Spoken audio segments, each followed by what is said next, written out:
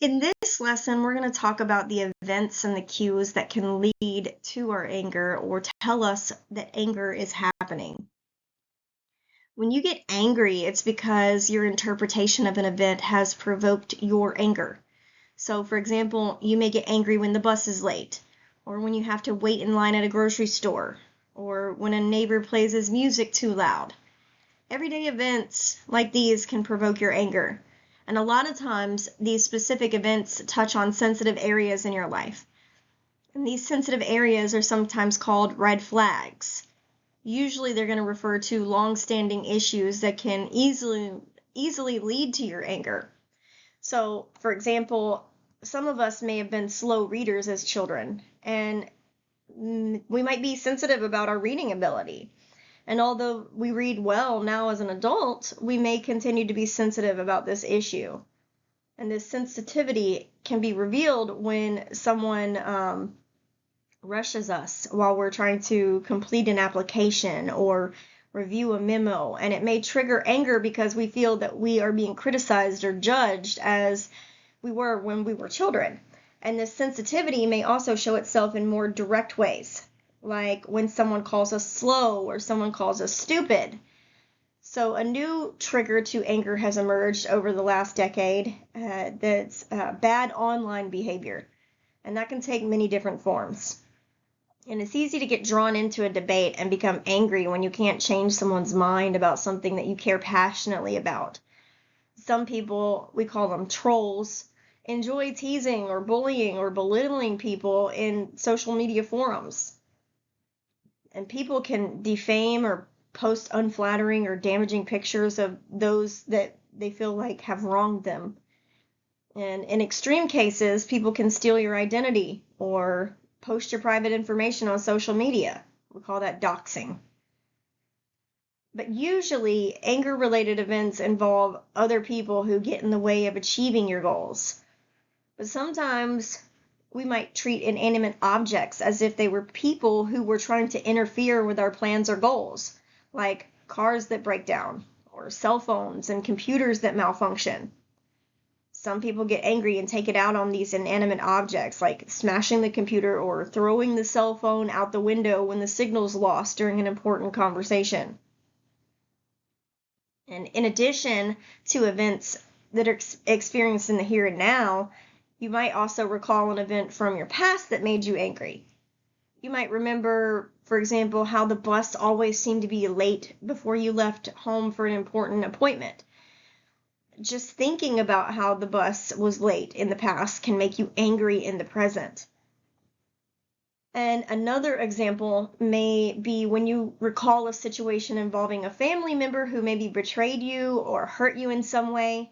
And remembering this situation or remembering this family member can raise your number on the anger meter.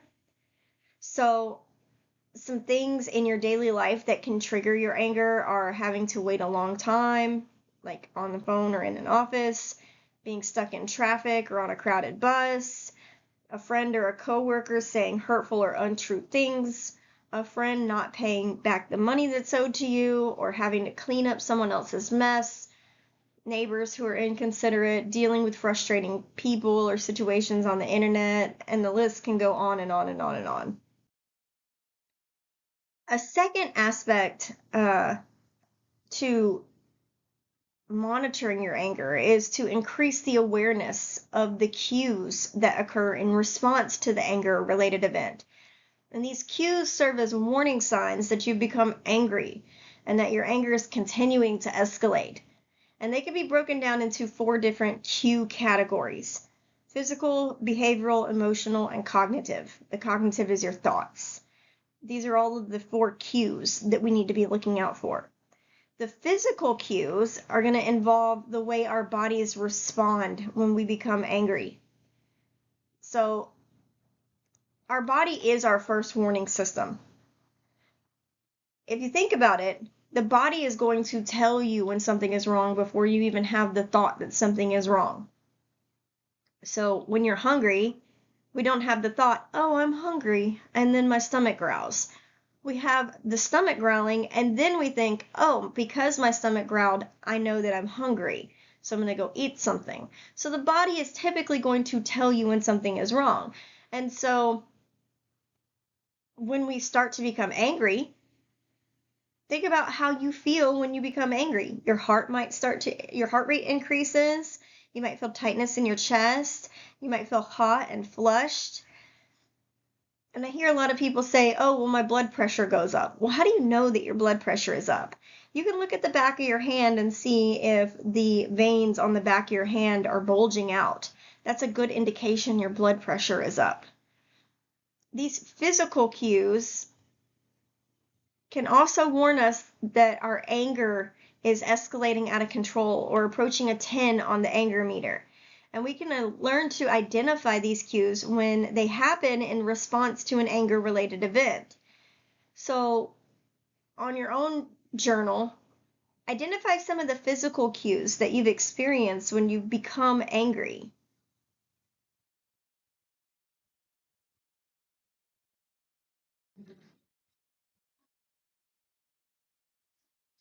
Behavioral cues are going to involve the behaviors that we display when we get angry. And these can be observed by other people that are around us. So, for example, maybe you're clenching your fist or pacing back and forth, or you slam a door, or you raise your voice.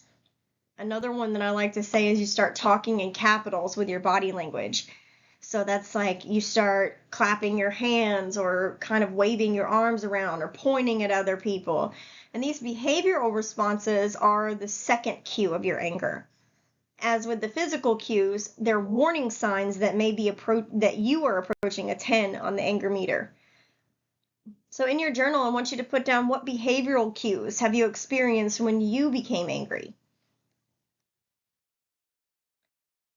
Then we have emotional cues, and these involve other feelings that come along with our anger. So if you think about an iceberg, anger is the tip of the iceberg, and there is this entire rest of the iceberg underneath the water. What's underneath that water? What's underneath that anger? There's some other underlying emotion.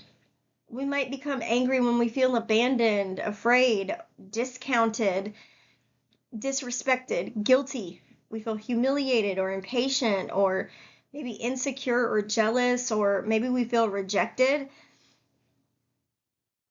Any of these kinds of feelings are the core or the primary feelings that are underlying our anger. So typically, when you feel angry, just identifying what that core feeling is going to go a long way in helping to decrease the anger. And it's easy to discount these primary feelings because they make us feel vulnerable.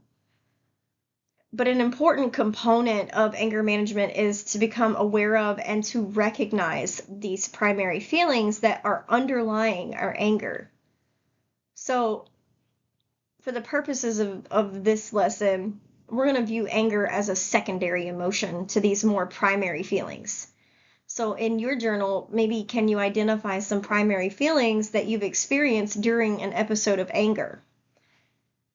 I know, for example, when my son was little, he used to jump out of every crevice and every corner and scare the living crap out of me every time I would turn a corner.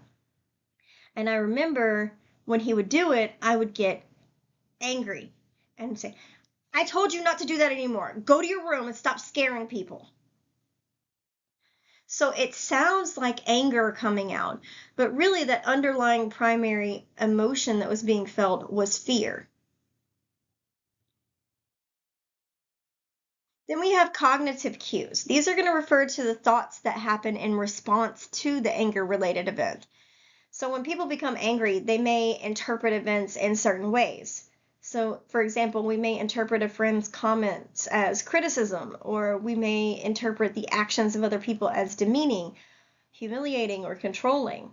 And some people call these thoughts self-talk because they resemble a conversation that we're having with ourselves. So for people with anger problems, this self-talk is usually very critical and hostile in tone and content, and it reflects beliefs about the way they think the world should be. These are beliefs about people or places or things, and as that self-talk continues to spiral, the person can become more and more angry.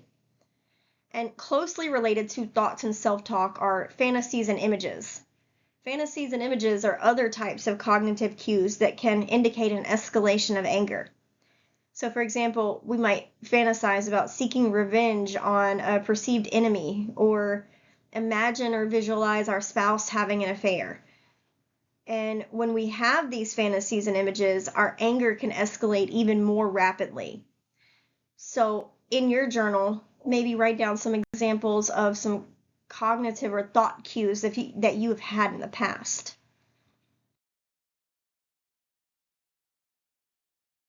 So in your journal this week, I want you to keep track of anything that's leading to your anger. Identify some of those cues that are associated with the anger-related event. So for example, what were the physical and the behavioral and the emotional or cognitive cues? Were there negative consequences from your anger? And what strategies did you use, and how did they help you manage your anger? Again, here are the cues to the four categories: the physical, the behavioral, the emotional, and the cognitive. It might be important to write these down so that you can remember to look for them throughout your day. And this is your anger awareness record. This is where you're going to record the highest level of anger on your anger meter. We're going to use the anger awareness record to identify the event that led to your anger, the cues that are associated with that anger-provoking event, any positive outcomes or negative consequences, and the strategies that you use to manage your anger in response to the event. You're going to learn more anger management strategies if you continue forward with the lessons that I'm putting up on this page. But you can already use the ones that we already talked about, like the timeout. And you're going to record those in the awareness record.